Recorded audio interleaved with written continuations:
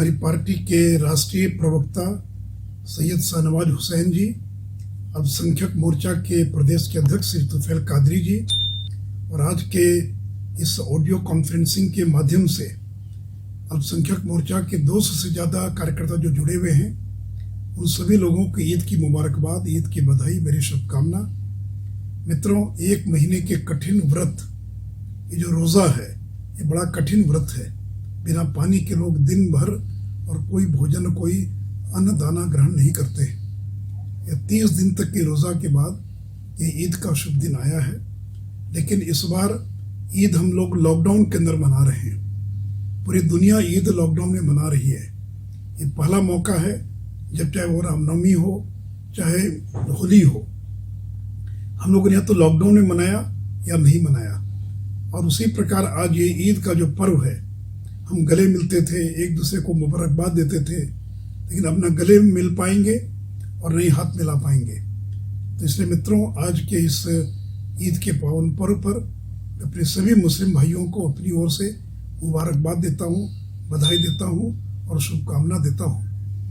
मित्रों, पिछले मैं लगभग 25 वर्षों से और हर वर्ष इफ्तार पार्टी दिया करता था और हजारों मेरे मुस्लिम भाई इफ्तार में शामिल होते थे। लेकिन ये पहला मौका है जब इस देश के अंदर या दुनिया में कोई इफ्तार का आयोजन नहीं हो पाया। ये लॉकडाउन एक ऐसा प्रयास है, एक ऐसा प्रयोग है, क्योंकि इस कोरोना वायरस का मुकाबला करने के लिए लॉकडाउन के अलावा और कोई विकल्प नहीं था। और मित्रों, एक बात मैं बड़ा स्पष्ट करना चाहूँगा कि ये कोरोना वायरस जो है, ये न धर्म देखकर आता है, न जाति को देखकर आता है।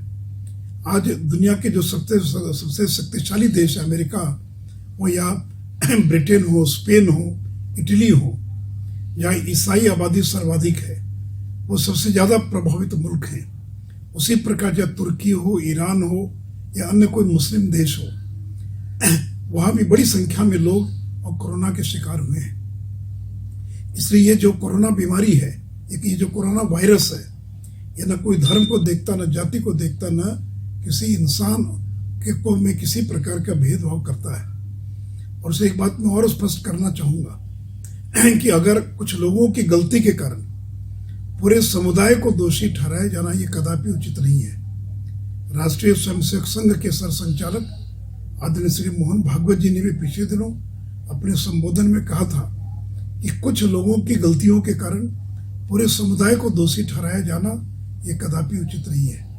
तो इसलिए मित्रों, एक बड़े कठिन दौर में, एक कठिन समय में हम लोग ईद का पर्व मना रहे हैं। और मैं आप सभी लोगों से ये अपील करूंगा कि इस वायरस का अभी तक न कोई वैक्सीन है, न कोई इलाज है। इसका एक ही इलाज है, कुछ समय तक के लिए लॉकडाउन, लेकिन लंबे समय तक 2 गज की दूरी है बहुत जरूरी। चेहरे पर मास्क लगा के रखना, या अगर संभव हो, अगर मास्क संभव ना हो तो तौलिया, गमछी, रुमाल का इस्तेमाल करना और हाथों को धोते रहना। तो मित्रों, मुझे पूरा विश्वास है कि इस कोरोना संक्रमण का मुकाबला करने में सफल होंगे। एक बात और बताना चाहूँगा कि आज इस समय बिहार के अंदर 15,000 से ज़्यादा क्वारंटाइन सेंटर काम कर रहे हैं, जहाँ 10 लाख से ज़्यादा हमारे प्रवासी लोग या अन्य राज्यों से लोग आए जो श्रमिक हैं, वो क्वारंटाइन में हैं। और आज हमारी सरकार ने निर्णय लिया है कि आज ईद के दिन हम इन सभी क्वारंटाइन सेंटर्स पर और लोगों को हम विशेष भोजन कराने का काम करेंगे। साथ ही साथ मित्रों, इस्लाम के अंदर ज़कात का बहुत बड़ा महत्व है। यानी हर एक मुस्लिम अपने आमदनी का 40वां हिस्सा या 2.5% वो दान में देने का प्रावधान किया हुआ है। मैं अपने सभी मुस्लिम भाइयों से भी अपील करूंगा, ये जो ज़कात है, तो आप इस ईद के पर्व पर ज़कात की भावना का प्रकटीकरण करें और अपने ज़रूरतमंद, अपने गरीब, अपने असहाय भाइयों को इस ज़कात से आप मदद करने का काम करें। तो मित्रों, फिर से एक बार मैं अपने तमाम अल्पसंख्यक मोर्चे के माध्यम से बिहार के तमाम अपने मुस्लिम भाइयों को ईद की मुबारकबाद देता हूँ। जय हिंद, जय भारत, धन्यवाद।